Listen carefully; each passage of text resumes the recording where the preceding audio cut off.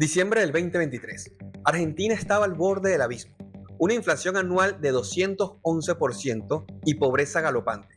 Un déficit fiscal que parecía un pozo sin fondo y un dólar blue a punto de estallar. Entonces llegó un nuevo presidente con una promesa radical: terapia de shock. Hoy, más de un año después, la pregunta es: ¿funcionó? ¿Está Argentina mejorando o solo es un espejismo macroeconómico que la gente de a pie no ve? Vamos a poner los datos cara a cara en el contexto de los últimos 20 años de crisis recurrente. Esto es un antes y un ahora. Argentina estaba al borde del colapso total, con una inflación de 211%. El país estaba a todas luces en caída libre. Pero en un solo año, algo increíble pasó. El primer gobierno liberal de la historia aplicó la terapia de shock económico más brutal de lo que se tiene registro. Y los números dieron un giro de 180 grados.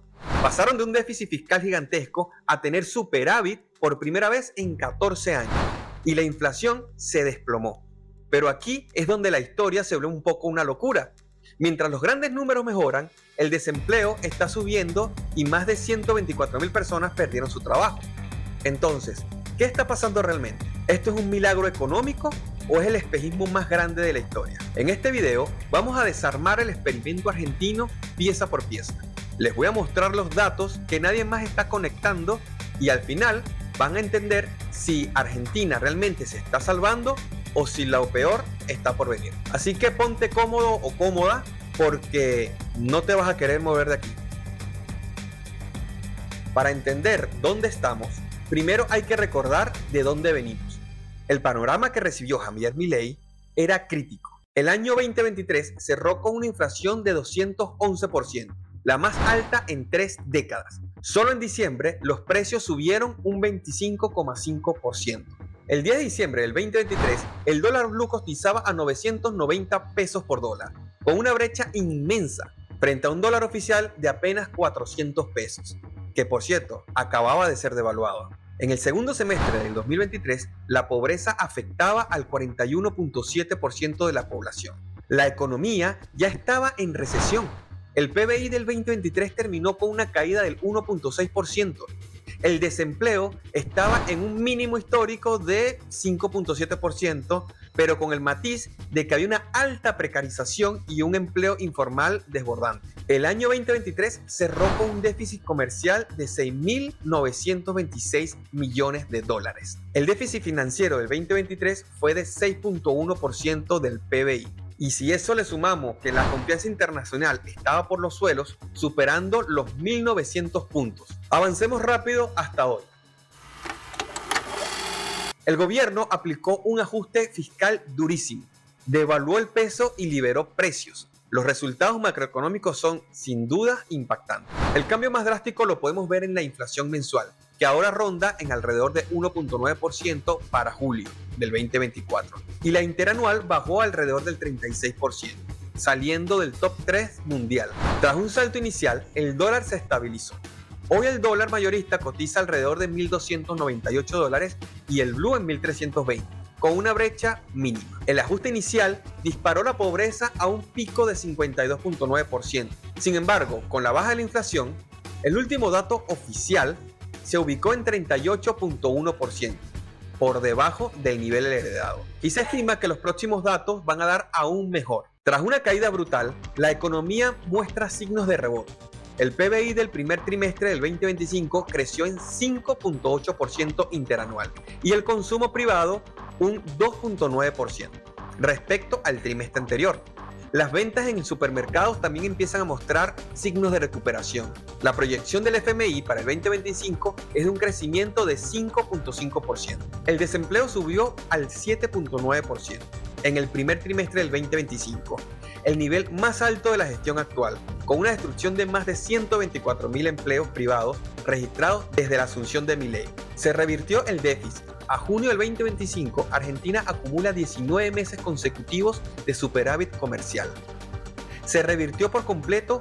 Argentina logró un superávit fiscal por primera vez en 14 años. La confianza mejoró drásticamente. El riesgo país cayó a unos 700 puntos aproximadamente, el nivel más bajo en muchos años. Pero, ¿cómo se compara estos números con los últimos 20 años? Lo primero a entender es que la historia argentina es un constante ciclo de crisis económica. Desde la salida de la convertibilidad en 2002, la inflación ha sido un problema persistente, con picos en cada final de mandato. La actual desaceleración es la más abrupta en este siglo. La pobreza tuvo su piso post-crisis del 2017, pero desde entonces no ha parado de crecer, manteniéndose por encima del 30 al 40%.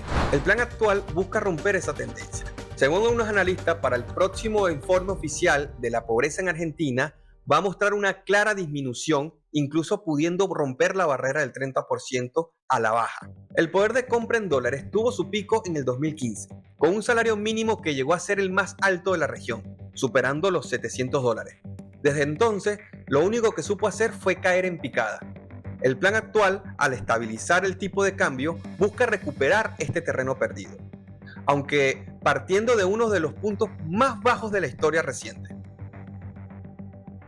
Aquí es donde la historia se divide, porque mientras la macroeconomía se ordena, la microeconomía, lo del día a día, cuenta una historia diferente. El gobierno eliminó o redujo al menos 19 impuestos y aranceles, principalmente ligados a la importación y exportación, como la baja de retenciones y la eliminación del impuesto país. Pero, por otro lado, reinstauró el impuesto a las ganancias para una franja de trabajadores que antes no pagaba. La promesa es seguir bajando impuestos si se mantiene el superávit. La política de shock devaluatorio y la recesión interna frenaron las importaciones y, junto con la recuperación del agro, impulsaron las exportaciones. Esto ayudó a revertir lo que fue el déficit, generando un déficit comercial por 19 meses consecutivos. Esto y los resultados obvios de lo que es el plan de la motosierra.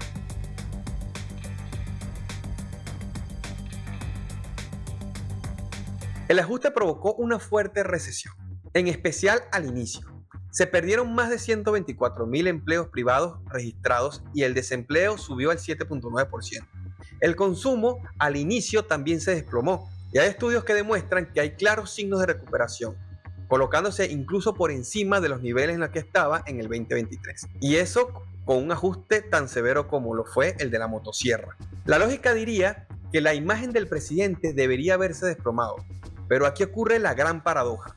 Milei mantiene la base de apoyo sólida, con una aprobación que ronda el 51%. Algunas encuestas incluso lo posicionan como el presidente con la mejor imagen de toda Sudamérica. ¿Por qué? La primera explicación se debe al enemigo vencido. La principal promesa de Milei fue derrotar la inflación, que era la mayor angustia de los argentinos. Al lograr una baja tan drástica, generó un capital político enorme. El voto antisistema.